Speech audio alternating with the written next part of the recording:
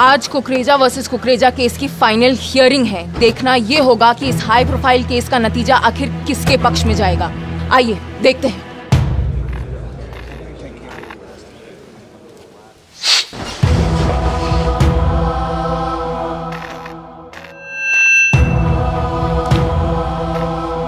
दोनों पक्षों की दलीलें सुनने के बाद सारे सबूतों को मद्देनजर रखते हुए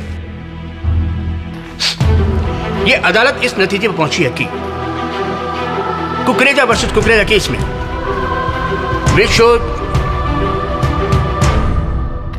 कीप इट ओपन। अब लाइफ में हर डिसीजन तो ओपन नहीं रख सकते, लेकिन कार लेने का डिसीजन जरूर ओपन रख सकते हैं। Choose a brand new car with zero down payment without the hassles of buying it. Just download the Revv app or visit revv.co.in. Keep it open. Open, crafted by Revv.